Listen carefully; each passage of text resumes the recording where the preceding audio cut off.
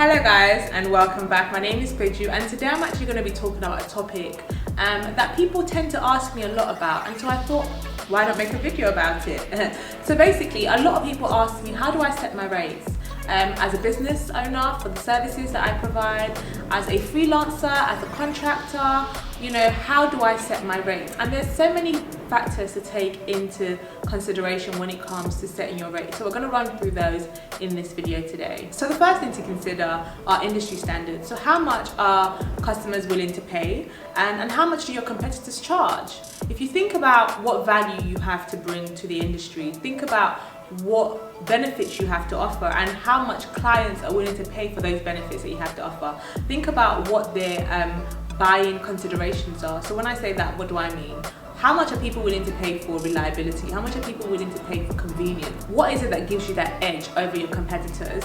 And how much are people willing to pay for that extra benefit? It's important to find out how much your competitors are charging. You know, you can do this by literally speaking to other people within the industry.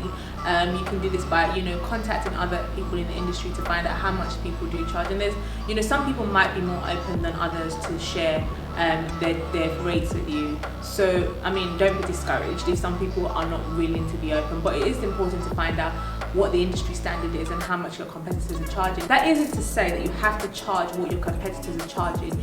If you do feel like, you know, what you have to offer is much more than what your competitors or other people in the industry are offering, then you can charge that extra bit for your additional, for that add-on or for the additional value that you have to offer. That is why I said it's important to think about what customers are willing to pay for the benefits that they will receive by paying for your service or your product.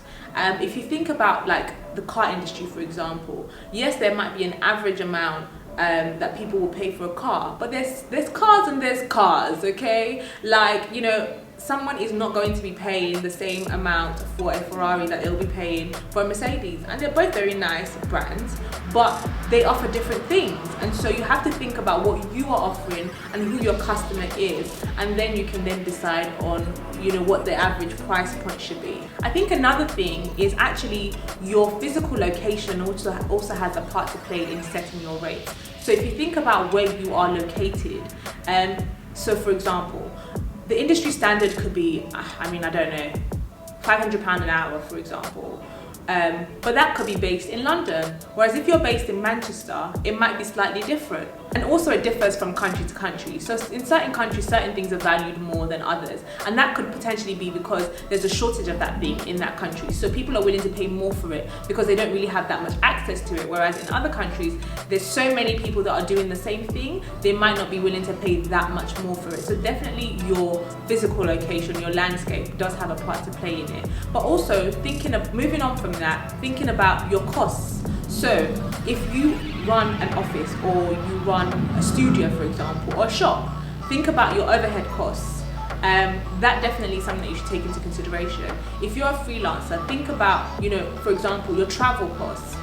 Think about things like your insurance, the things that you're paying for, the expenses that you have to pay. So there are direct costs and there are indirect costs that come with the functioning of your business, or, you know, being able to create that product. So if you are selling a product, you know, what are the cost implications for even creating that product in the first place?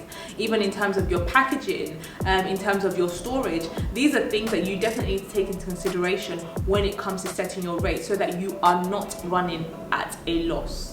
And there are going to be some fixed costs and there are going to be some variable costs. So definitely take those two different types of costs into consideration. If you have staff as well, think about how much you are paying your staff members.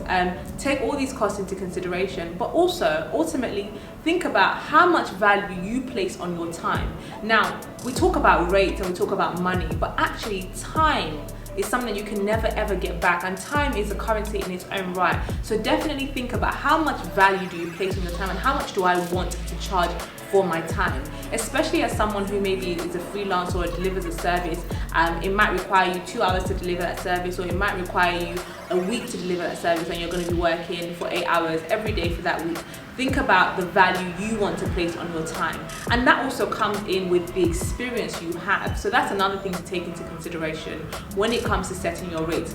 how much experience do you have? Now, I'm not saying that because you've just started out, you should undercharge. I'm just saying that someone who has been in the industry for 25 years can demand a certain level in comparison to someone who's just started, or who may have been in the industry for 5 years, because those years of experience means that they have learned so many things that, you know, it might take them an hour to do something that it will take someone who's just started 24 hours to do. So actually, you might not necessarily be paying for that specific service, but you're paying for their level of experience. It also means that, say for example, you hire someone to as a consultant, there's certain things that they have experienced, certain things that they have seen, that means that if something was to happen, the way they would troubleshoot it, the way they would solve that problem would probably be quicker, would be easier, would be better than someone maybe who's just started, because they've seen so many different things. They have that experience, they have that knowledge, they have that expertise that someone who's just started might not have. So think about when you are starting out, or where you are at the moment. Consider that when it comes to setting your day rate. So definitely do some research to make sure that you are not undervaluing yourself, and to make sure you're not overvaluing yourself. I would also say, you know, choose a pricing model. Think about how you want to, you know, put your rates together, or how you want to charge for certain things. So it could mean that, you know, this is what you charge to deliver X service, and this is what you charge to deliver Y service, and if it was combined, this is what you would charge. Or, you know, based on, you know, the type of work you do, this is the amount that you would charge. If somebody required you to do a little more, then you would charge X amount. So, you know, it might just take a different level, or it might just take more time to do one, so which means that you're charging more because it takes longer, or because it's a bit tougher, or it requires more from you to do. So just try and put a pricing model together so that you're not just picking and choosing prices from thin air, and it means that you're consistent across the board. Because the last thing you want is for a customer to come and say, oh, how much do you charge for this? And you're like, oh, this is how much I charge, but their friend paid a different amount yesterday, and they have that information. It doesn't really make you look good. It doesn't really make you look like someone who is a person of integrity.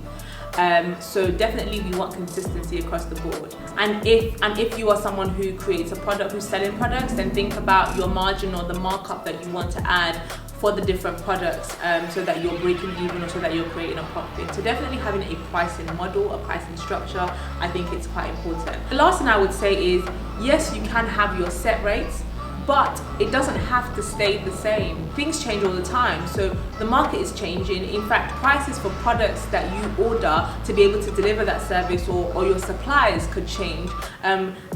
Your consumer could change.